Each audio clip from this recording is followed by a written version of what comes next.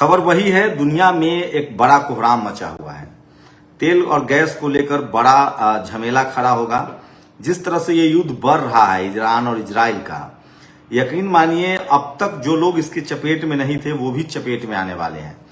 दरअसल युद्ध ऐसे मोड़ पर पहुंच गया है जहां परमाणु बम का इस्तेमाल हो सकता है, कोई बड़ा धमाका हो सकता है, क्योंकि आज जिस तरह की खबरें छन छन कर आ रही है वो अच्छे संकेत नहीं है।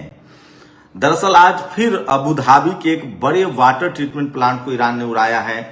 हाइफा में इजराइल के एक तेल स्पॉट को उड़ाया है। और ये युद्ध डोनाल्ड ट्रंप के आप पर्सनल ईगो का बन गया है और वो शख्स किसी भी हद तक जा सकता है।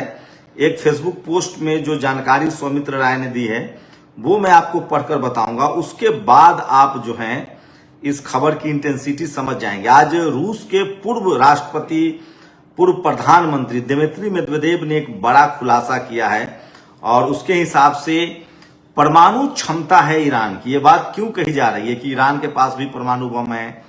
खुद पेजेस्कियन ने कहा है, जो ईरान के राष्ट्रपति हैं, कि हम आईएईए से अलग हो रहे हैं और हमारी परमाणु क्षमता है और हम उसको बनाने में सफल हो गए हैं। लेकिन इसको क्यों मैं आपको बता रहा हूं, इस खेल को समझिए। ईरान ने आज अबू धाबी से फुजराह पोर्ट जाने वाली यूएई के तेल पाइपलाइन को उड़ा दिया। अब सिर्फ सऊदी की ईस्ट वेस्ट पाइपलाइन ही बची है, वरना तेल खत्म। पूरे खाड़ी देश जॉर्डन, सीरिया, तुर्की, ये तमाम जो देश हैं, सोचिए 2 ही बड़े पाइपलाइन थे जिससे तेल का एक्सपोर्ट होता था। तो ईरान ने आज अबू धाबी से फुजराह पोर्ट जाने वाली यूएई के तेल पाइपलाइन को उड़ा दिया है। ये वो पाइपलाइन था जिससे तेल दुनिया भर में एक्सपोर्ट होता था। अब सिर्फ सऊदी की ईस्ट वेस्ट पाइप ही बची है, वरना तेल खत्म। यूक्रेन ने कल रूस के दूसरे बड़े तेल कारखाने को फूंक दिया था। वहीं ये सबसे बड़ी खबर है जो मैं आपको बता रहा हूं। सोचिए, अब बताइए कि अमेरिका की कोशिश है कि रूस के तेल को यूक्रेन के जरिए उड़वा दिया जाए। इसके बदले में ईरान लगातार इजराइल के रिफाइनरी को उड़ा दिया गया है। लेकिन रिफाइनरी उड़ाना अलग बात है और गैस पाइपलाइन उड़ाना अलग बात है, तेल की पाइपलाइन। क्योंकि रिफाइनरी हर देश में है, जैसे भारत में भी कच्चा तेल आएगा तो रिफाइन हो जाएगा, पाकिस्तान, बांग्लादेश, चीन, नेपाल कहीं भी जाएगा तो रिफाइन हो जाएगा, दुनिया में तमाम। लेकिन अब निशाना जो है वो पाइपलाइन पर है। वो पाइपलाइन है जो कच्चे तेल को भेजता है और उसको अगर उड़ा दिया जाएगा तो सवाल है कि जब पाइपलाइन ही उड़ा दिया जाएगा, समंदर तक जहां पोर्ट पर तेल लदता है वहां ही नहीं जाएगा, तो दुनिया में तेल को लेकर कोहराम मच जाएगा। तो ये युद्ध उस लेवल पे जा गया है जिसके प्रभाव में अब कोई नहीं बच सकता है। हर किसी को, चाहे आप किसी भी देश के हों, अभी भी तेल और गैस पर दुनिया की निर्भरता है। अमेरिका और चीन ही 2 ऐसे देश हैं। चीन में तो कहा जा रहा है कि 80% वो बैटरी पर आ गए हैं, उनका अपना इकोसिस्टम है। अमेरिका में भी 50% भी बैटरी नहीं है, वहां भी कार और सारे सिस्टम जो है वो तेल और गैस से ही चल रहा है। दुनिया भर के जो पावर प्लांट्स है, बिजली उत्पादन के केंद्र है, वो भी तेल और गैस वाले ही हैं या कोयला वाले हैं या न्यूक्लियर वाले हैं। कोयला वाले यूरोप में पूरा बंद है, वहां गैस और न्यूक्लियर भी चलता है। ऐसे में ये जो युद्ध है ये बहुत महायुद्ध से भी खतरनाक हो गया है और पूरी दुनिया की इकोनॉमी चौपट हो जाएगी, अर्थव्यवस्था चौपट हो जाएगी, लोग बेरोजगार हो जाएंगे, महंगाई बढ़ जाएगी और गरीब लोगों की जिंदगी और मुश्किल हो जाएगी। क्योंकि जैसे ही तेल और गैस का सीधा संबंध जो होता है वो महंगाई से होता है।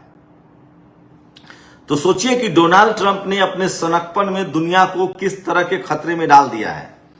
वहीं चूंकि अमेरिका की बड़ी हार है, अमेरिका को सूझ नहीं रहा है, डोनाल्ड ट्रंप एप्स्टीन फाइल में फंसा हुआ है।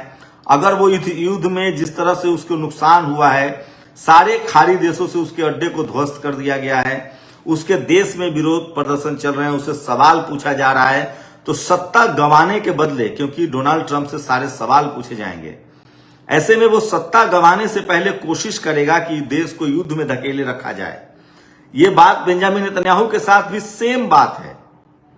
चूंकि उसके खिलाफ जांच चल रही थी, तो ये दोनों जो डोनाल्ड ट्रंप और ये जो नेतन्याहू है, ये पूरी तरह से चूंकि सत्ता पर इसका कंट्रोल रहे, ये युद्ध से ही संभव है, नहीं तो दोनों के देश में लोग पसंद नहीं कर रहे हैं।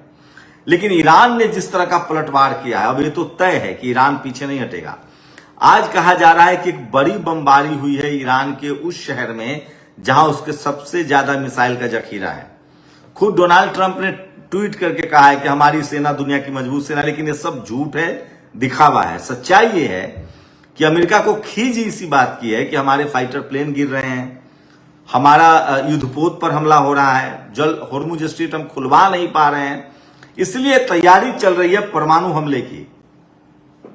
शुरू में कहा गया कि वो अपने सैनिक उतारेगा और हो सकता है कि वो खार्क बंदरगाह पर कब्जा कर ले, तो ये सब धरा का धरा रह जाएगा, क्योंकि अमेरिका को पता है कि हम ये सब कुछ नहीं कर पा रहे हैं।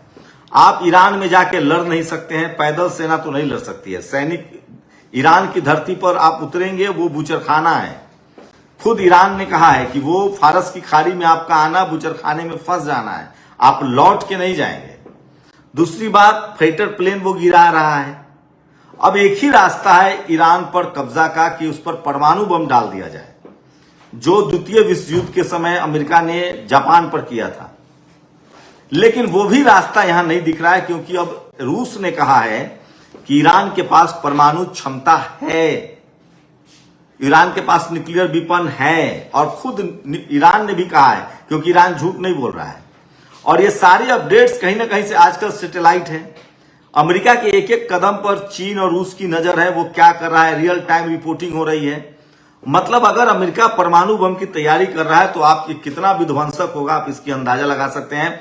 फिलहाल जो ये युद्ध चल रहा है और जिस तरह से अब पावर सेंटर्स को उड़ाया जा रहा है, रिफाइनरी उड़ाया जा रहा है, बिजली के संयंत्र उड़ाए जा रहे हैं, गैस पाइपलाइन और तेल पाइपलाइन उड़ाया जा रहा है। अभी खाड़ी देश में सिर्फ एक ईस्ट वेस्ट पाइपलाइन बचा है जो सऊदी अरब का है, जो तेल का सप्लाई देता है, बाकी सारे उड़ा दिए गए हैं। रूस के भी पाइपलाइन को उड़ाने की कोशिश हो रही है, जो यूक्रेन कर रहा है। मतलब यह है कि दुनिया में अब कच्चा तेल ही नहीं पहुंच पाएगा। रिफाइनरी उड़ाना अलग बात है, और अभी तेल भी खाड़ी देशों में और ईरान और रूस के पास ही है। यही दुनिया भर में तेल और गैस की सप्लाई करते हैं, कच्चा तेल। अब अगर इन पाइपलाइन को उड़ा दिया जाए तो दुनिया भर के रिफाइनरी में तेल ही नहीं पहुंचेगा और गैस और तेल की कीमत आसमान चूमेगी। एशिया में भले हालात ठीक है, लेकिन यूरोप में रूस ने तेल की सप्लाई बंद कर रखी है, खाड़ी देशों से तेल की सप्लाई हो नहीं रही है। ईरान देगा नहीं, क्योंकि जो अमेरिका का मददगार है उसको तेल नहीं दे रहा है। तो इससे आप अंदाजा लगा सकते हैं, जो लोग यूरोप में रह रहे हैं वो वीडियो डाल रहे हैं, पेरिस में रह रहे हैं, फ्रांस में रह रहे हैं, बेल्जियम में रह रहे हैं, जर्मनी में रह रहे हैं, वहां गैस की और तेल की किल्लत है। जर्मनी में हर घंटे तेल की कीमत बढ़ा दी जाती है पेट्रोल पंप पर। तो ये स्थिति है दुनिया भर में। तो ये युद्ध जो है ये दुनिया भर को अपनी चपेट में ले रहा है, और इसलिए लोग लिख रहे हैं कि डोनाल्ड ट्रंप और बेंजामिन नेतन्याहू, ये दो ऐसा शख्स है जिसने इस पूरी दुनिया में तय कर लिया है कि जो नया जनरेशन है उनको बर्बाद कर देना है, इस दुनिया की इकोनॉमी को बर्बाद कर देना है, दुनिया को तहस नहस कर देना है।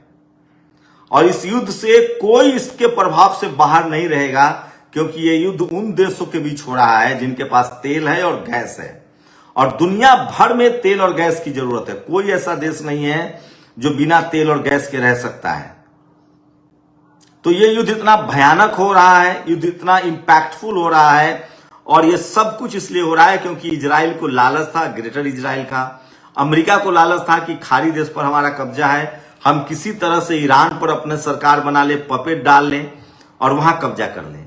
वेनेजुएला के राष्ट्रपति को उसने अपहरण कर लिया, वहां से उसका मन बढ़ गया। वो पूरे यूरोप को धमकाता रहा कि नेटो कुछ नहीं करेगा, मैं ग्रीनलैंड कब्जा कर लूंगा। उसने 3 महीने से क्यूबा को ब्लैकआउट कर रखा है, कहा कि हमको क्यूबा चाहिए। तो ये दुनिया को इस युद्ध में धकेलने में अगर सबसे बड़ा कोई दोषी है तो आप लोग बताइए वो कौन है। डोनाल्ड ट्रंप को दुनिया दोषी मान रहा है।